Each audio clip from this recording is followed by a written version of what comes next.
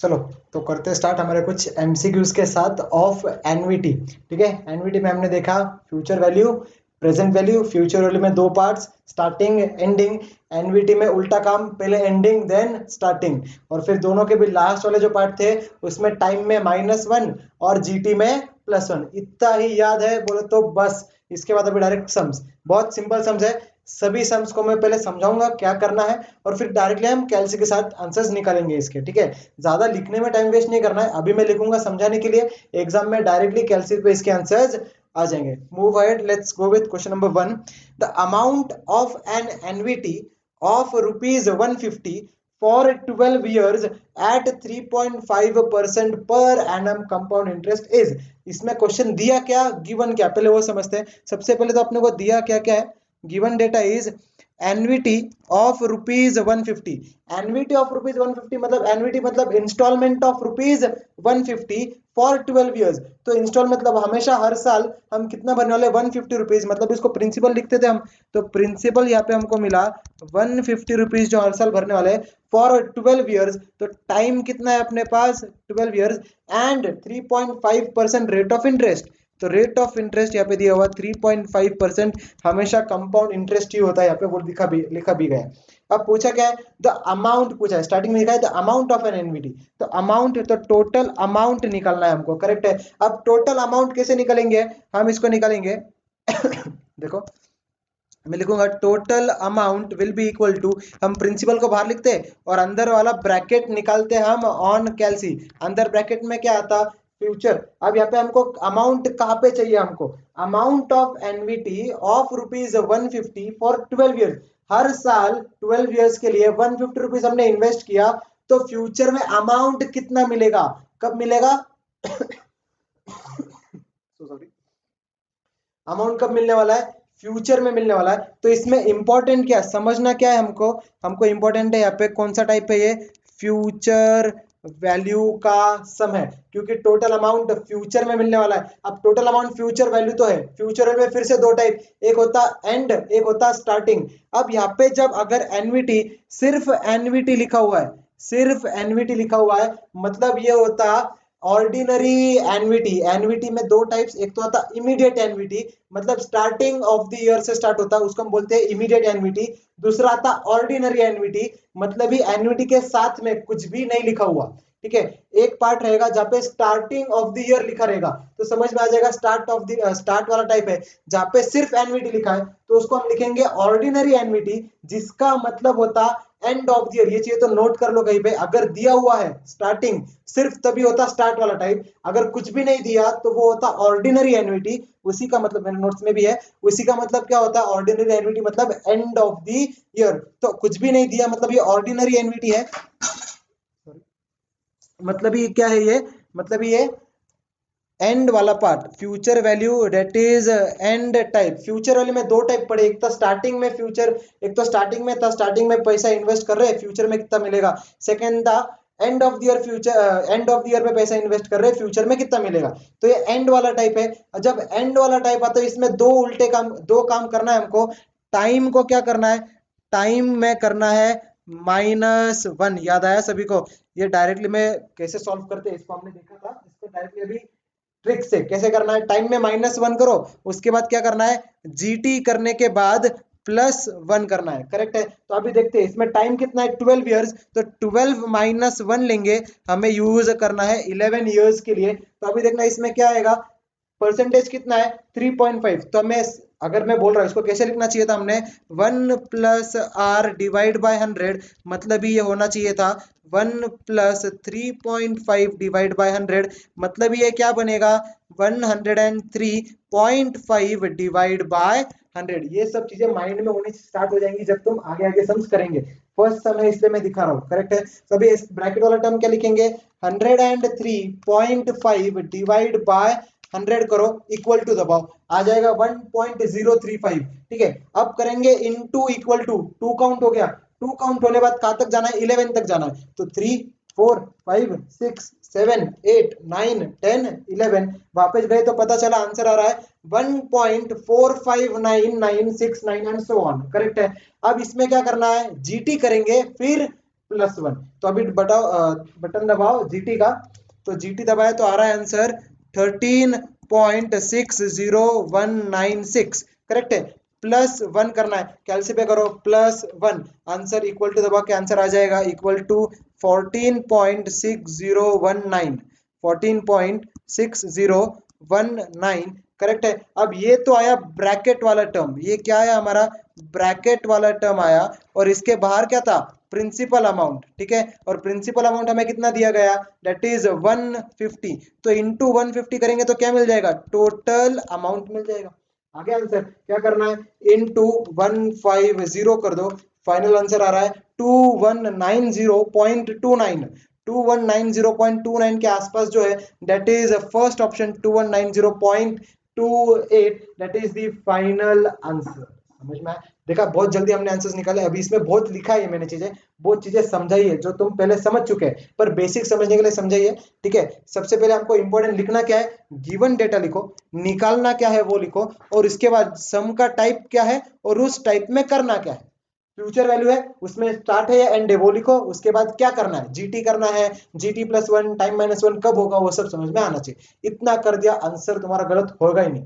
और इस तरह से अगर गए, सभी क्वेश्चंस को अगर ध्यान से समझा, तो यकीन मानो अगर जिस बच्चे ने दिल लगा के इस चैप्टर को कर लिया, ठीक है, और इसके मॉड्यूल के सभी सम्स कर लिए, तो एग्जाम में 15 मार्क फिक्स।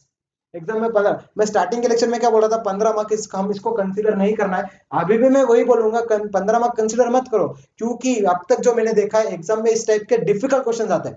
इस चैप्टर को लेके मेरा जो कंसर्न है तुम लोगों के साथ, इस चैप्टर से सिर्फ तुमको कंसेप्ट तुम्हारे समझ में आना चाहिए, समझ नहीं आए तो नहीं आए, I am okay with it, correct है, क्योंकि इसमें से थोड़े समझ हम कर ही लेंगे, इतना भी ये गए गुजरे तो नहीं है, करेक्ट है। बढ़ते क्वेश्चन नंबर 2 के तरफ। Question number 2, find the amount of annuity if payment of 7,000 is made annually, correct है। हर साल 7,000 रुपए भरा जा रहा, मतलब प्रिंसिपल अमाउंट हमें मिला 7,000 फॉर 7 years, टाइम पीरियड भी मिल गया 7 years, उसके बाद interest rate of 6% compounded annually, तो रेट ऑफ इंटरेस्ट जो है वो है 6%। अब कंपाउंडेड एनुअली जब था, कंपाउंड इंटरेस्ट में, तो उसमें कुछ भी चेंज नहीं था। अगर क्वार्टरली या सेमी एनुअली आता था तो उसमें चेंज करते थे, तो चीजें भी है आगे, वो बताऊंगा मैं आगे, ठीक। अब इसमें देखते हैं क्या ये सब चीजें दिया, पूछा क्या है, फाइंड द अमाउंट, टोटल निकालना क्या है हमको, टोटल अमाउंट निकालना है। सबसे पहले आप जाके क्या करेंगे, फाइंड करेंगे फ्यूचर वैल्यू है या प्रेजेंट वैल्यू, सबसे पहली बात तो find the amount if annuity of payment 7,000 is made, correct है। हर साल 7,000 भर रहे, तो फाइंड द अमाउंट, तो टोटल अमाउंट लास्ट में मिलेगा, मतलब ये फ्यूचर वैल्यू का सम है। फ्यूचर वैल्यू में दो टाइप आते हैं, एक आता है स्टार्टिंग टाइप, एक आता है एंडिंग टाइप। यहाँ पे कुछ दिया है क्या, find the amount of annuity if payment of 7,000 is made annually for 7 years at interest compounded annually। अब यहाँ पे मतलब ये कुछ भी नहीं दिया, मतलब ये ऑर्डिनरी, मतलब ये कौन सा टाइप हुआ फ्यूचर वैल्यू का, एंड वाला टाइप हुआ। और एंड वाले टाइप में हम क्या करते हैं, हम करेंगे फिर से टाइम को -1 एंड जीटी में +1, टाइम में करेंगे -1, जीटी में करेंगे +1, बस ये चीजें आ गई। अब डायरेक्टली कैलसिफाई कर सकते हैं, क्या करना है हमको, देखो मैं लिख रहा हूं अभी, हमें निकालना है amount which is equal to principal amount into the bracket. अब ब्रैकेट वाला टर्म तो हम कैलसिफाई निकालेंगे, कैसे निकालेंगे, ब्रैकेट वाला टर्म मतलब ही क्या है, 1 + r डिवाइड बाय 100, मतलब ही 1 + 6 डिवाइड बाय 100, मतलब ही क्या है वो 106 डिवाइड बाय 100। समझ में आ रहा, तो ये टर्म जो बस मैंने समझाने के लिए दिया।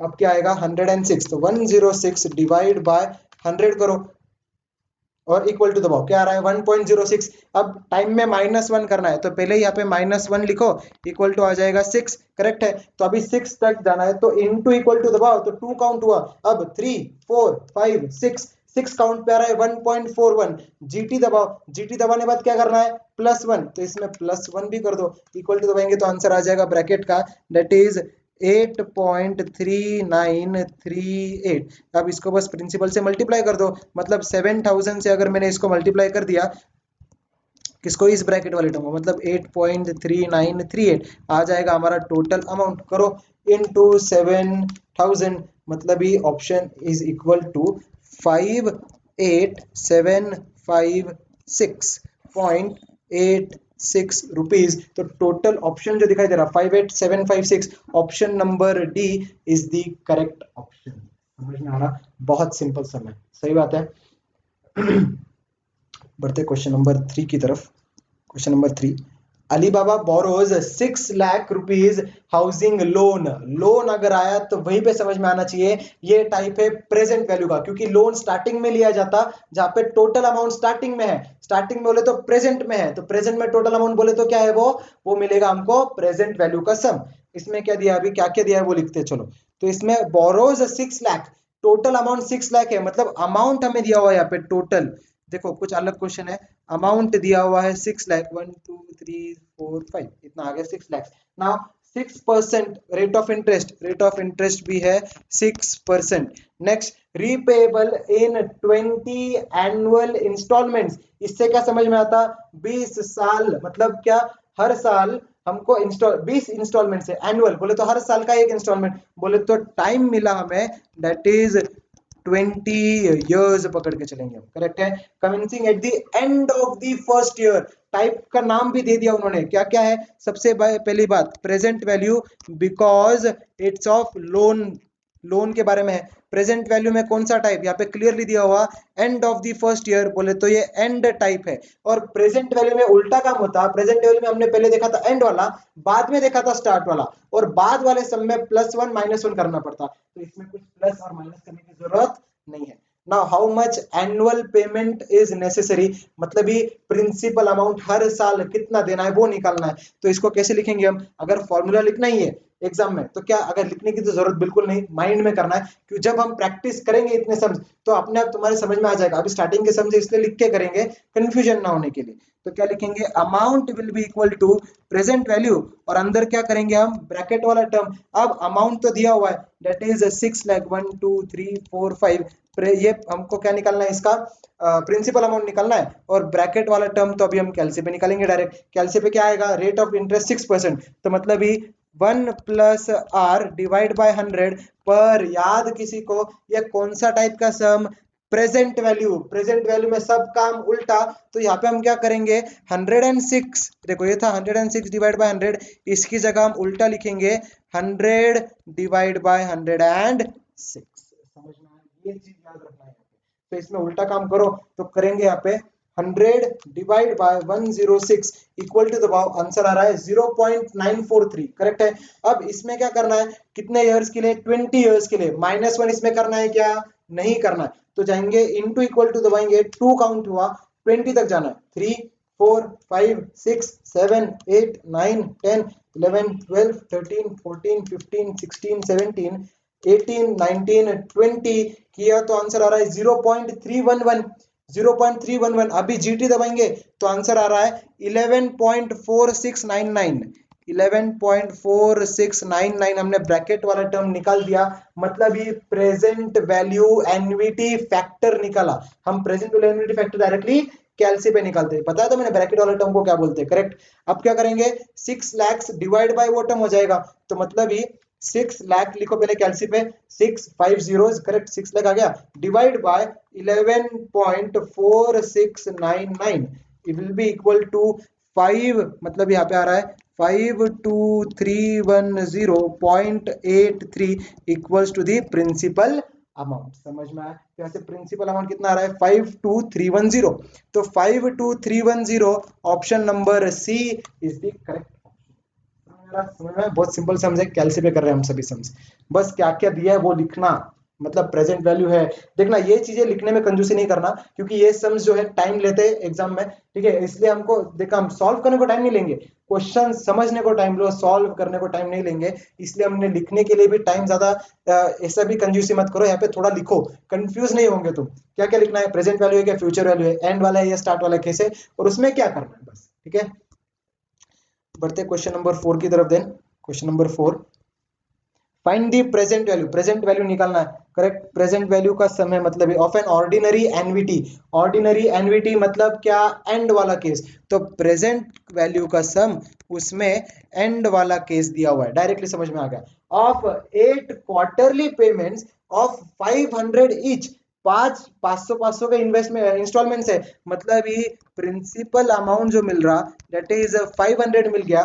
The rate of interest being, rate of interest देखना कितना दिया है 8% कंपाउंडेड क्वार्टरली, कंपाउंडेड क्वार्टरली दिया है। तो कंपाउंड क्वार्टरली के लिए हमने कंपाउंड इंटरेस्ट में क्या किया था, multiply by 4 divide by 4। So rate of interest करना पड़ता डिवाइड बाय 4 एंड टाइम को करते हैं मल्टीप्लाई बाय 4। तो rate of interest divide by 4 करेंगे तो मिल जाएगा 2% रेट ऑफ इंटरेस्ट, क्योंकि क्वार्टरली कंपाउंडेड है, करेक्ट है। एंड टाइम जो है कितना दिया, annuity of 8 quarterly importance, sorry 8 quarterly payments. तो 8 क्वार्टरली पेमेंट्स के लिए क्या आएगा, 8 क्वार्टरली पेमेंट्स बोले तो 8 क्वार्टरली दिया हुआ है, करेक्ट है, मतलब 8 पेमेंट्स बोला था, क्वार्टरली नहीं दिया रहता तो इनटू हमें 4 करना पड़ता था, पर 8 क्वार्टरली पेमेंट्स दिया हुआ है तो टाइम डायरेक्टली 8 यूज करेंगे, इनटू 4 नहीं करेंगे इस समय, करेक्ट है। इतना आ गया। निकालना क्या है, फाइंड द प्रेजेंट वैल्यू, मतलब अमाउंट निकालना है। अब कैसे सॉल्व करेंगे, amount is equal to present, ये प्रिंसिपल अमाउंट बाहर और ब्रैकेट वाला टर्म कैलकुलेट करेंगे। ब्रैकेट वाला टर्म क्या आएगा, present value sum, present value वाला सम, मतलब इसमें उल्टा काम, मतलब 100 डिवाइड बाय, इसमें आएगा 100 डिवाइड बाय 102, समझ में आया। तो 100 डिवाइड बाय 102 इसको करेंगे कैलसी पे, सो 100 डिवाइड बाय 102 कितना आ जाएगा 0.9803।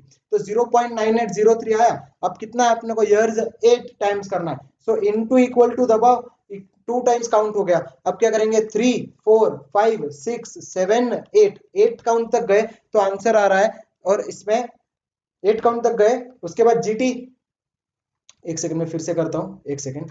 हमने क्या करना था, 100 डिवाइड बाय 102 करना है, इक्वल टू दबाओ 0.98 आ रहा है, उसको करना है इनटू इक्वल टू 2 काउंट हुआ। अब 3 4 5 6 7 8, 8 काउंट तक गए तो आ रहा है 0.853। अब इसमें करना है हमको जीटी, जीटी किया तो आंसर आ रहा है 7.3254। इसको मल्टीप्लाई करना है हमको 500 से, आ जाएगा हमारा आंसर 73254।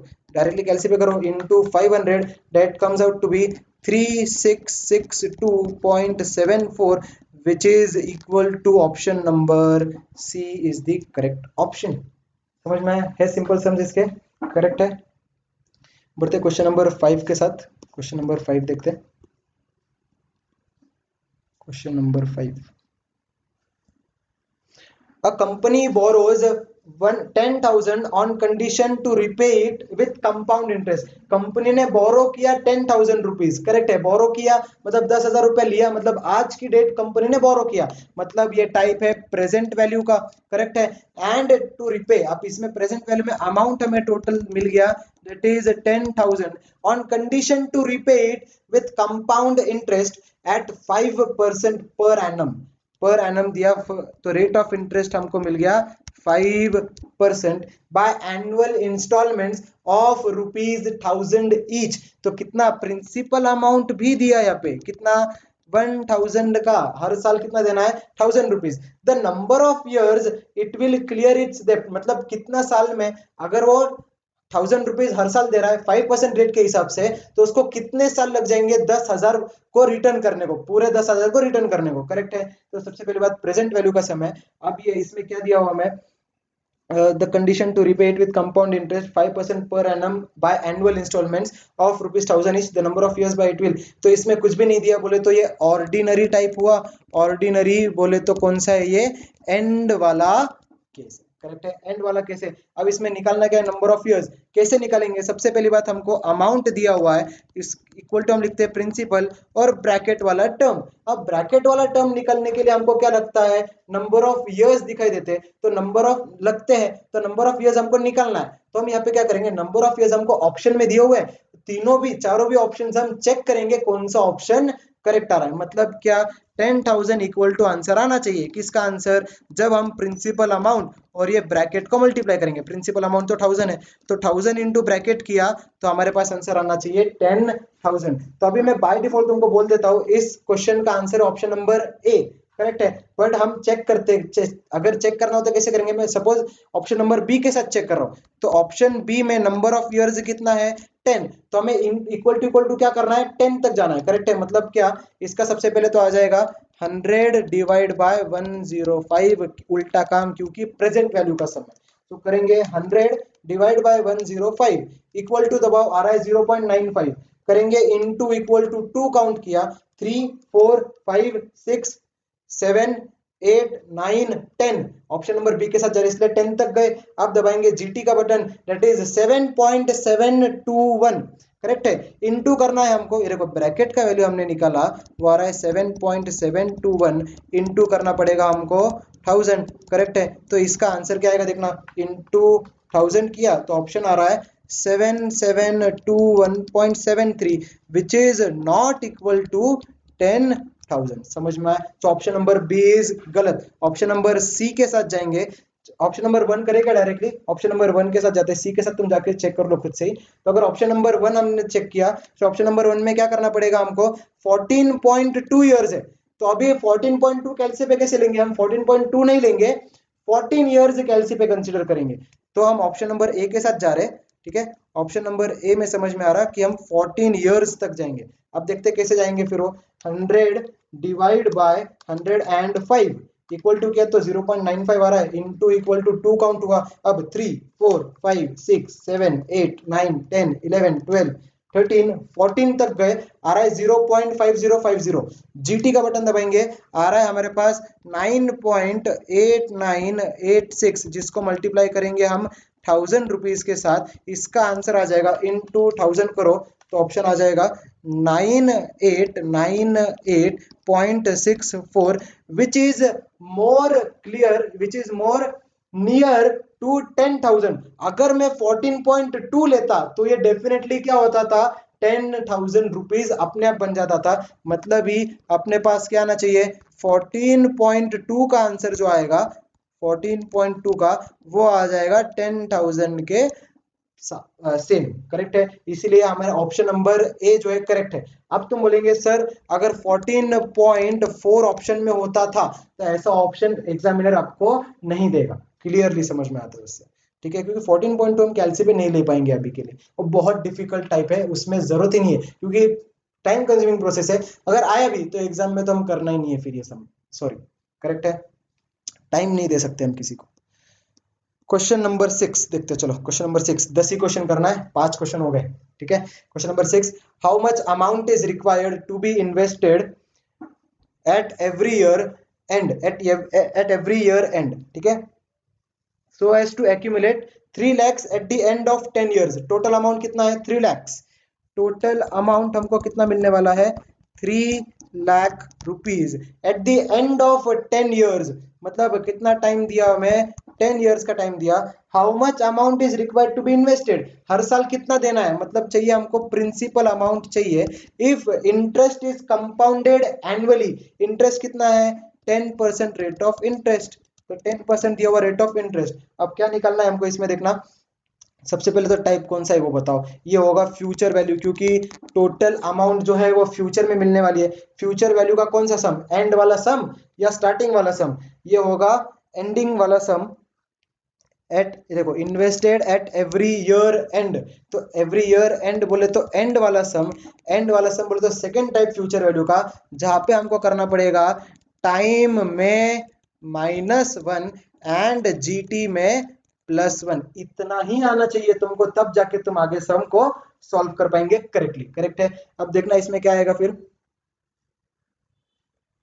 इसमें हम करेंगे पहले फॉर्मूला लिख देता हूं मैं, चलो क्या लिखेंगे, amount will be equal to principal into the bracket वाला टर्म। ब्रैकेट वाले टर्म में क्या आएगा, सीधा काम करेंगे क्योंकि ये फ्यूचर वैल्यू का सम है, तो 110 डिवाइड बाय 100 करो, फिर 110 डिवाइड बाय 100 इक्वल टू दबाओ आ रहा है 1.1, कितना करना है, टाइम में -1 करना है बोले तो 9 टाइम्स करना है, तो करेंगे अब 9 टाइम्स तक 2 काउंट हो गया था, तो अब जाएंगे 3 4 5 6, एक सेकेंड, 110 डिवाइड बाय 100 इतना किया, इक्वल टू दबाया तो 0.1 आया, इनटू इक्वल टू किया तो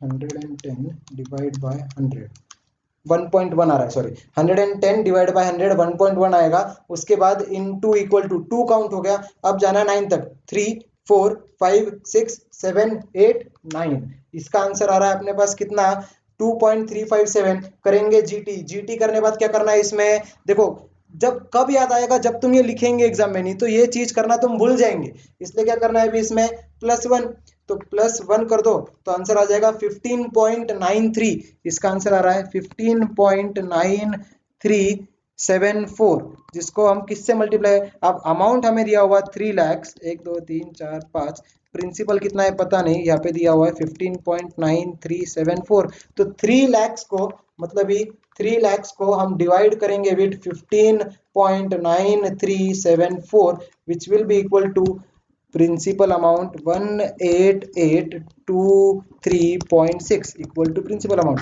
18823 मतलब 18824। Option number A is the correct option. समझ में आया, सिंपल है sum. Question number 7 which is most important, इसको स्टार मार्क करो। इस टाइप के क्वेश्चन एग्जाम में आने के चांसेस ज्यादा है, क्योंकि प्रैक्टिकल लाइफ बेस्ड एग्जाम्पल है। ठीक है, प्रैक्टिकल, ये एक्चुअली चैप्टर ही पूरा प्रैक्टिकल लाइफ में यूज होता है, ऐसा कुछ ये नहीं है इसमें। तो ये इस क्वेश्चन को देखना, बहुत अच्छा क्वेश्चन, बहुत सिंपल क्वेश्चन। क्वेश्चन का मतलब समझना है बस अपने को पहले तो राजा एज्ड 40, जिसकी एज 40 है, wishes his wife Rani to have ₹40 lakhs at his death. मतलब क्या, राजा की जो एज है वो 40 है अभी, तो उसने अभी क्या विश किया है, उसकी जो वाइफ है रानी, तो उसको 40 lakhs मिलने चाहिए जब इसकी डेथ हो जाएगी। करेक्ट है। If his expectation of life is another 30 years, उसको ऐसा लग रहा है कि वो अगले 30 साल तक जिएगा, और and he starts making equal annual instalments investments commencing now, अभी से, मतलब क्या, starting of the year. Correct, at 3% compound interest per annum. ठीक है, how much should he invest annually, मतलब उसको मिलना कितना चाहिए, 40 lakhs मिलना चाहिए। मतलब कौन सा, फ्यूचर वैल्यू का सम हुआ, फ्यूचर वैल्यू हुआ, कब कर रहा है ये, कमेंसिंग फ्रॉम नाउ, मतलब ये हुआ स्टार्टिंग वाला टाइप, और फ्यूचर वैल्यू में फर्स्ट टाइप था स्टार्टिंग वाला, जिसमें जीटी, सॉरी, जिसमें टाइम में -1 +1 ऐसा कुछ नहीं था। करेक्ट है। तो अब इसमें क्या क्या दिया हुआ है, देखो हमें कितना चाहिए, अमाउंट हमें मिलना चाहिए 40 lakhs। करेक्ट है। उसके बाद क्या, expectation of life is another 30 years, तो अगले 30 साल वो क्या करेगा, पैसा इन्वेस्ट करेगा। तो टाइम कितना मिला हमको, 30 years, making equal annual instalments, annual पर तो हर साल भरेगा वो। करेक्ट है। रेट ऑफ इंटरेस्ट वो देने वाला है 3% compound interest per annum. Correct है। How much should he invest, मतलब प्रिंसिपल इसमें निकालना है। मतलब क्या, फिर से अमाउंट दिया हुआ, प्रिंसिपल बाहर लिखते हैं, अंदर ब्रैकेट वाला टर्म निकालते। अब ब्रैकेट वाला टर्म बोले तो क्या आएगा, ये फ्यूचर वैल्यू, बोले तो सीधा सीधा करो 103 डिवाइड बाय 100 करेंगे। 103 डिवाइड बाय 100 इक्वल टू, दबाओ 1.03 आ रहा है, इनटू इक्वल टू करेंगे तो 2 काउंट हो गया, जाना है 30 तक, तो 3 4 5 6 7 8 9 10 11 12 13 14 15 16 17 18 19 20 21 22 23 24 25 26 27 28 29 30, आंसर आ रहा है 2.4272, ऐसे कुछ तो भी आ रहा है। अब दबाएंगे हम यहाँ पे जीटी का बटन, आंसर आ जाएगा 49.0026। करेक्ट है। अब इसको डिवाइड करना है बाय 40 lakhs, क्योंकि यहाँ पे कितना है 40 lakhs। करेक्ट है, इक्वल टू पी इंटू 49.0026, तो 40 lakhs मतलब ये 40 lakhs करो पहले कैलसी पे, 4 and 6 zeros डिवाइड बाय करना 49.0026, आंसर आ जाएगा प्रिंसिपल अमाउंट का 81628.3 इक्वल टू प्रिंसिपल अमाउंट। तो 81632 जो है वो एकदम पास में है। ऐसा क्यों हुआ, क्योंकि हमने जो डेसिमल के बाद जो नंबर्स है वो हमने कम कंसीडर किए, सभी नंबर्स कंसीडर करते थे तो करेक्ट आंसर आता था। तो option number B is the correct option. Hope तो समझ में आ रहा है, डिफिकल्ट नहीं लग रहा, कुछ क्वेश्चन समझने को थोड़ा डिफिकल्ट हो जाते हैं, इसलिए मैं बोल रहा हूँ समझने को टाइम लो, सॉल्व करने को टाइम बिल्कुल नहीं लगता। फिर से बोल रहा हूँ, ये चीजें जो मैं लिखूंगा हमेशा, एक तो मैं लिख रहा हूँ गिवन डेटा, उसके बाद मैं लिख रहा हूँ कौन से टाइप का सम, उसके बाद मैं लिख रहा हूँ बस एक बार फॉर्मूला, क्योंकि कंफ्यूजन ना हो। इस टाइप के सम्स में अगर टाइम लगा तो भी चलेगा, बट हम इतना नहीं देना है बस टाइम। ठीक है, क्वेश्चन नंबर 8 देखते हैं। Vipul purchase a car for ₹5,50,000। Correct है, he purchases a car for 5,50,000। अब उसने कार लिया 5,50,000 का, he gets a loan of 5 lakhs loan बोले तो कौन सा, पहले लिख दूंगा मैं प्रेजेंट वैल्यू का सम है। 5 लाख का लोन लिया at 15% per annum compounded monthly. Compounded monthly के लिए हम क्या करते थे, multiply by 12 and divide by 12। तो सबसे पहले रेट ऑफ इंटरेस्ट जो है वो है मेरे पास 15% कंपाउंडेड मंथली, जिसको मैं डिवाइड बाय 12 कर दूंगा, वो हमको मिल जाएगा रेट ऑफ इंटरेस्ट, करना ही पड़ेगा, करेक्ट है। तो 15 डिवाइड बाय 12 कितना मिलेगा, 1.25% रेट ऑफ इंटरेस्ट मिला। नेक्स्ट एंड बैलेंस 50,000, देखो 5,50,000 की कार है, उसको लोन मिला, लोन सैंक्शन हुआ सिर्फ 5 लाख का, 50,000 जो है he pays at the time of purchase, जब उसने कार खरीदा तभी उसने 50,000 दिया, करेक्ट है। He has to pay the whole amount of loan in 12 equal monthly instalments, मतलब जो इसने लोन लिया 5 लाख का उसको रीपे करना है बैंक को इन 12 इक्वल मंथली इंस्टॉलमेंट्स। तो मंथ अगर 12 इंस्टॉलमेंट्स में देना है, मतलब टाइम कितना है अपने पास, उन्होंने 12 दिया, हम क्या करेंगे इसको 12 मंथली इंस्टॉलमेंट्स बोले तो इसको हम ईयरली लिखेंगे तो कितना होगा 1 ईयर। अब 1 ईयर को हमको क्या करना है इनटू 12, क्योंकि रेट को डिवाइड बाय 12 तो टाइम मल्टीप्लाई बाय 12 हो जाएगा, तो इनटू 12 हो जाएगा, ये 12 ईयर्स इसको कंसीडर करेंगे क्योंकि ये मंथली कंपाउंडिंग है, करेक्ट ना। तो टाइम मिला, रेट ऑफ इंटरेस्ट मिला। अब the money he has to pay at the end of every month, कौन सा टाइप है ये, एंड टाइप है, करेक्ट है। At the end of money he has to pay at the end of every month. सबसे पहली बात, इसने अमाउंट जो है कितना है इसको रिपे करना है, इसको रिपे करना है 5 लाख रुपया, करेक्ट है। 1 2 3 4 5, इसने लोन जो स्टार्टिंग टोटल अमाउंट लिया है 5 लाख का लिया, अब इसको एट द एंड में क्या करना है 50,000, sorry at the end of the year, at the end of the installment, first installment every month, हमने उसको ईयर में कन्वर्ट कर लिया, करेक्ट है। तो एवरी इंस्टॉलमेंट एंड में जो देगा उसको कितना देना है, मतलब ये इसको क्या आएगा इनटू पी, और ये ब्रैकेट वाला टर्म हम निकालेंगे। अगर ये प्रेजेंट वैल्यू का सम है तो उल्टा करेंगे तो क्या आएगा ये, इसका देखना मैं अलग से साइड में लिखता हूँ, इसको लिखना है हमें।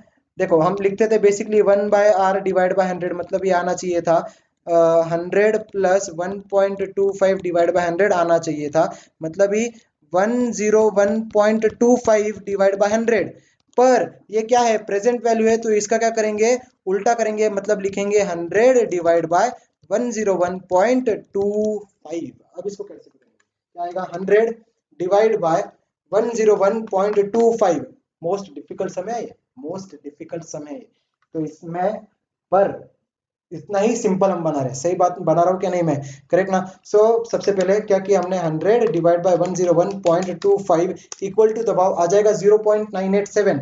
अब क्या करना है, टाइम है 12 इयर्स, तो इनटू इक्वल टू किया तो 2 काउंट हो गया, अब करना है 3 4 5 6 7 8 9 10 11 12, जहाँ पे आंसर आ रहा है अपना 0.861। अब दबाएंगे जीटी का बटन, जीटी दबाना नहीं भूलना, अगर भूल भी गए ना तो तुम्हारा आंसर गलत आएगा, फिर तुमको समझ में आएगा अरे हाँ मैंने कुछ ऐसा किया था, तो इसमें कुछ घबराने वाली बात नहीं है, ठीक है। तो आंसर क्या आ जाएगा अभी यहाँ पे 11.0793। सो 5 लैक्स को मैं इससे डिवाइड कर दूंगा तो आ जाएगा कितना इंस्टॉलमेंट उसको देना है, मतलब ही 5 लैक्स, ठीक है, 5 lakhs divide by 11.0793 which will be equal to 45129.20 equals to principal amount, and it can be seen that it is equals to option number A 45130, rounded off figure होता है इसमें कभी भी, ठीक है। तो option number A is the correct option. Hope so समझ में आ रहा, सच बताओ करेक्ट है। क्वेश्चन नंबर 9 देखते हैं। क्वेश्चन नंबर 9 बहुत सिंपल, 2 मिनट मैं थोड़ा भी रेस्ट करता हूँ, गला दुख रहा मेरा, चेक करो जल्दी, चलो खुद से करो, 2 मिनट खुद से करो, बहुत सिंपल वाला समय है, खुद से ट्राई करो क्या क्या दिया है, कौन सा टाइप का समय, खुद से ट्राई करो चलो।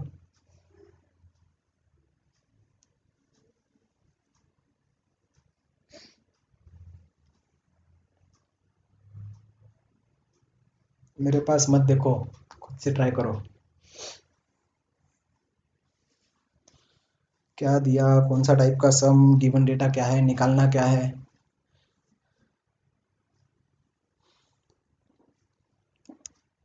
अगर समझ में आ गया तो मैं करूँ थोड़ा, चलो मैं करके देखता हूँ क्या आएगा। Mister X invest rupees 10,000 every year starting, starting का समय फ्रॉम टुडे, ठीक है, for next 10 years, time period हमें दिया हुआ date is 10 years, principal amount कितना है, हर साल वो 10,000 रुपया डिपॉजिट कर रहा है एट इंटरेस्ट रेट ऑफ 10% पर एनम कंपाउंडेड एनुअली, मतलब एनुअली के लिए कुछ भी चेंज नहीं करना है, रेट ऑफ इंटरेस्ट दिया हुआ, कैलकुलेट फ्यूचर वैल्यू निकालना है, क्लियरली समझ में आ रहा, फ्यूचर वैल्यू का सम है और ये स्टार्टिंग वाला सम है, लिखा हुआ है ना यहाँ पे ईयर स्टार्टिंग पे, करेक्ट है। तो ये फ्यूचर वैल्यू स्टार्टिंग बोले तो अमाउंट इक्वल टू क्या रहता है अपने पास, प्रिंसिपल ब्रैकेट वाला टर्म फ्यूचर वाला वैल्यू है, तो क्लियरली सीधा सीधा लिखेंगे 108 डिवाइड बाय 100, क्योंकि फ्यूचर वैल्यू तो सीधा काम कर रहे हैं, तो अभी क्या आएगा 108 डिवाइड बाय 100 करो, इक्वल टू दबाव आ जाएगा 1.08, अब करो इनटू इक्वल टू 2 काउंट हो गया, हमको जाना है 10 तक, तो 3 4 5 6 7 8 9 10 आ रहा है 2.15, जीटी दबाव आ जाएगा 15.645 और अपने पास प्रिंसिपल है 10,000, तो 10,000 इंटू 15.645 कितना आ जाएगा, into 10,000 which is equal to 156454.87 option number A दिखाई दे रहा, 156455 के करेक्ट है। तो होप सो समझ में आया क्वेश्चन नंबर 9 करेक्ट।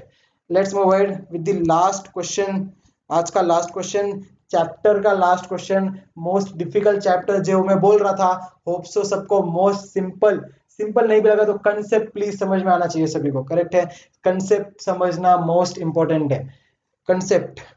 चलो लास्ट क्वेश्चन चैप्टर का, खुद से करो, ये भी ट्राई करो। प्रेजेंट वैल्यू, क्वेश्चन समझ में आ गया डायरेक्टली, प्रेजेंट वैल्यू का सम है of an annuity of ₹3000, principal amount दिया हुआ है 3000 फॉर 15 इयर्स, टाइम दिया है 15 years at 4.5% rate of interest, कुछ भी चेंज नहीं करना है, निकालना क्या है इसमें टोटल अमाउंट, तो टोटल अमाउंट कैसे निकालेंगे, अब इसमें क्या दिया present value of an annuity, कौन सा टाइप, स्टार्ट या एंड, नहीं दिया तो क्या लेंगे, एंड वाला केस लेंगे। प्रेजेंट वैल्यू में एंड वाला केस, प्रेजेंट वैल्यू में उल्टा काम करते हैं, इसलिए पहले एंड वाला केस पढ़ा था, इसलिए वहां पे हमने +1 -1 जो करना पड़ता टाइम, उससे कुछ करने की जरूरत नहीं है।